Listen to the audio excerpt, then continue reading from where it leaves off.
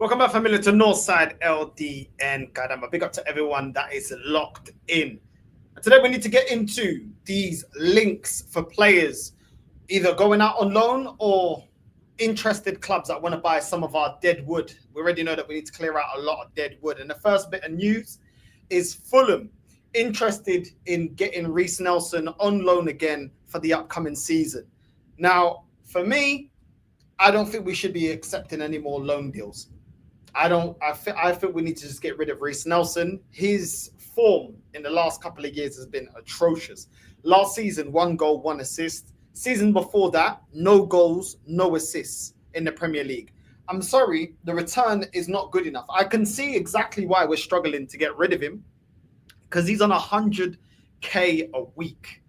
100k a week, for 1 goal and 1 assist for the whole season. It's crazy, man. It's absolutely crazy. He's 25 years old. This is what he is. Do you know what I'm saying? I feel like, personally, I don't even think he's Premier League level. I think he's barely even Championship level. He's a really poor player. Somebody that, I don't know why we kept so much faith in Reece Nelson, but we gave up on players that we had, like Harry Kane and Gnabry and other ballers like that. But it is what it is. It is what it is. Listen, I don't really care. Just get rid of the player. Just get rid of the player. I don't want to see this guy. I don't want to see another loan deal. The reason I can see, we got good relations with Fulham. Let's be real. We got good relations with Fulham. They've got Emil Smith-Rowe there. They've got Iwobi there. They've got a couple of ex-Arsenal players there. I just feel like the wages is what's obviously they realize that the wages just isn't worth it. Isn't worth it. He's not a player that's worth 100k a week. But Arsenal, how did we get ourselves into this situation? Oh, we panicked. As always, we panicked.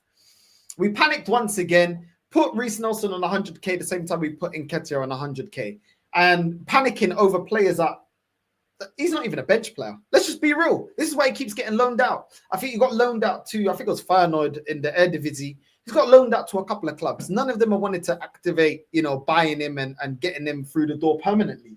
So I don't know how we're going to get rid of this guy, because 100k a week, ain't nobody stupid enough to pay for that. Ain't nobody stupid enough to pay for that. And that's the problem. We're kind of stuck with the player, because I can kind of see why we're struggling to get rid of Reece Nelson on those kind of wages. He's just not good enough. £10 million player at best. £10 million player. And I'm quite tempted to say 5 million. Do you know what? F it. £5 million player. He's not even a £10 million. He's a £5 million player. And that's including the add-ons. Like, it's just not good enough, man. It's not good enough. And once again, this is why I complain at the club about the contracts that they give players that are way before they've even proven being worth 100k a week. We got Havertz on 280, Jesus on 220. Like, we continue to do this nonsense. Odegaard's on something like 220, 230 a week as well. Like, these players do not deserve those wages. They are not the players that deserve those big boy contracts. So, listen, I don't know what we're going to do. You know what I mean? Reece Nelson, for me, I wouldn't even be surprised if we end up ripping up his contract in a year's time, because I just don't see anyone buying this player. 1 goal and 1 assist last season. 0 goals and 0 assists in the Premier League the season before that. You're 25 years old. Nah, bro. Nah.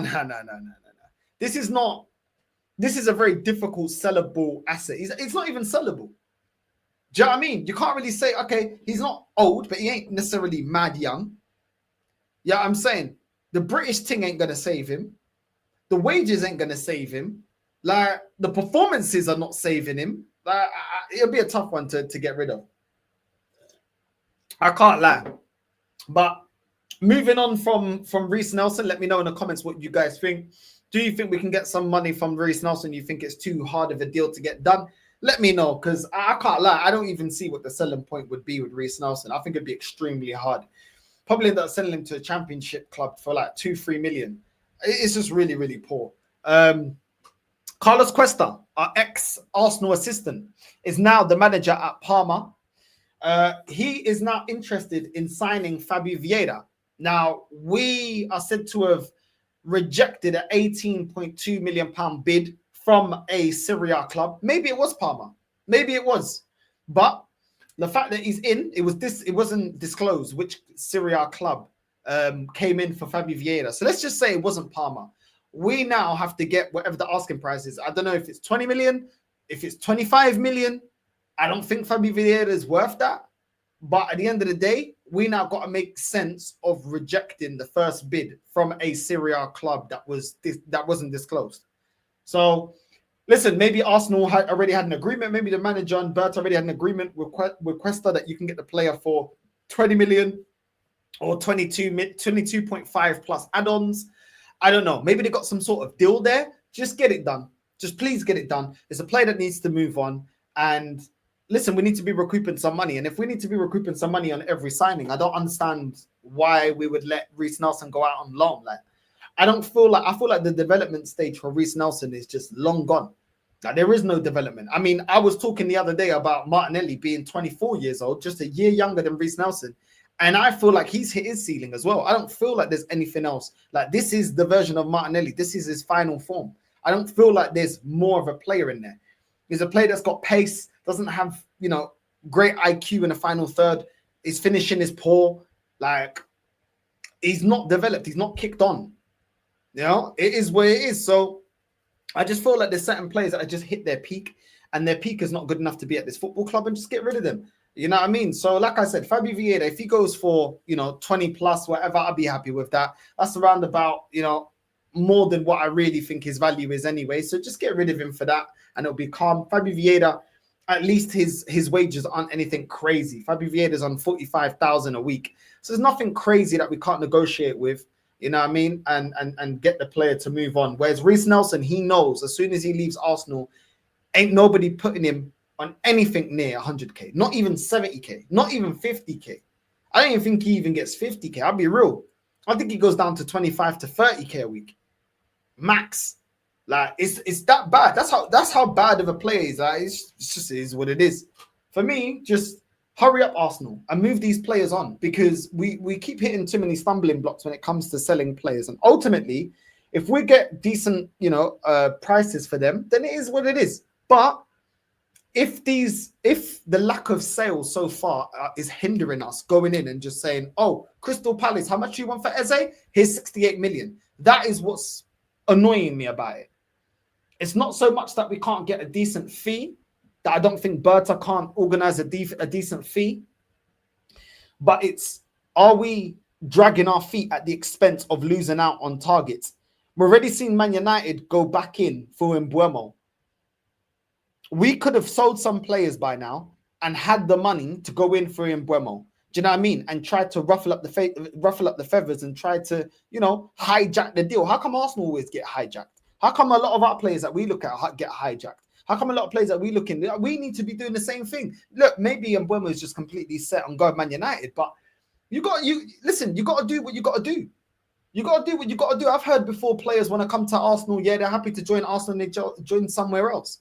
Like, these things happen in football. So we need to be in conversations trying to turn players' heads and be like, look, this, the club that said to be interested in you are dragging their feet. They're taking long to sort out their finances. Why don't you come over here? You know what I mean? For whatever reason that it is that Berta comes out with, or whatever it is, sell the project, sell the process to these players. That's how I want Arsenal to be moving. Recouping in play money quickly for these players that we don't need, and quickly going and getting over the line players like Eze, Lookman, do you know what I'm saying? Over the line. That is what I want to see from this football club. So, like I said, this club did say getting Madueke over the line doesn't interrupt. Well, that's what the papers were saying. That's what the news was saying. That apparently the Madueke deal doesn't hinder us still having the money to go in for Eze. But then again, I'm like, okay, but if we have the money for Eze, then why don't we just put the money on the table? Because Crystal Palace, they don't care who they sell to. They just want to recoup the money. They just want to get the money in. And some people say, oh, but we're trying to be smart about our money. But you know what, yeah? When there's a player that's highly sought after, you have to put the money down. We did that with Reiss Nelson. We did that with Declan Rice. We did it with Rice. We put more money than City were willing to put down, and we ended up getting a player. So we've done this before. I'm not saying we always do this, but we've done this before. So at the end of the day, just put the money down, and then the club are like, all right, cool, whatever. Like, do you know what I mean? We'll sell to the highest bidder. So this is why I don't fully believe that we've got the money, because it's like, just go activate Eze now. Like, what's the hold up? Just put the money down, put the asking price, put the release clause down. Activate the release clause. Isn't it like 68 million pounds it was reported? If this club is saying that the Madueke deal doesn't affect us to have the money to put that, then do it.